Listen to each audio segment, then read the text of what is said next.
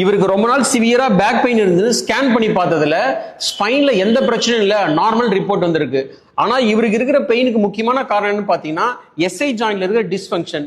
இது ரொம்ப நேரம் ராங் போஸ்டர்ல உட்காரதுனால ஒரு சில மசில்ஸ் டைட்னஸ்னாலும் வீக்னஸ்னாலும் இந்த பிரச்சனை வருது. நான் சொல்லித்தர இந்த எக்ஸசைஸை ஃபாலோ பண்ணினா இந்த பிரச்சனை ஈஸியா சரி பண்ண முடியும். ஃபர்ஸ்ட் எக்ஸசைஸ், இந்த மாதிரி வால் கிட்ட நின்றுட்டு ஒரு காலை இந்த மாதிரி கிராஸ் பண்ணிக்கணும். ஷோல்டர் லெவலில் ஹேண்டை வந்து கிரில்ல சப்போர்ட் பண்ணிட்டு ஆப்போசிட் சைடு ஹேண்டை வந்து ஸ்லோவாக மேலே கொண்டு போயிட்டு திரும்ப நியூட்ரல் வரணும். இந்த மாதிரி ஒரு 10 டைம்ஸ் வார்ம் அப் பண்ணிட்டு திரும்ப go down and hold it for 20 seconds பண்ணிட்டு ஹிப்பை நல்லாவே அவுட்வர்டாக புஷ் பண்ணணும். செகண்ட் எக்ஸசைஸ், இந்த பொசிஷன்ல ஒரு சைடு நீ வந்து பெண்ட் பண்ணிட்டு இந்த மாதிரி கிராஸ் பண்ணிக்கணும். ஆப்போசிட் சைடு லெக்கை வந்து லிஃப்ட் பண்ணிட்டு இந்த மாதிரி ஆப்போசிட் சைடு இந்த மாதிரி கிராஸ் பண்ணி வார்ம் அப் பண்ணணும். இந்த மாதிரி அப் அண்ட் டவுன் இந்த மாதிரி ஒரு 10 டைம்ஸ் வார்ம் அப் பண்ணிட்டு then hold the position for 20 seconds. Third exercise, இந்த மாதிரி ஒரு லெக்கை வந்து லிஃப்ட் பண்ணி பெட் மேலே இந்த மாதிரி பிளேஸ் பண்ணிடணும்.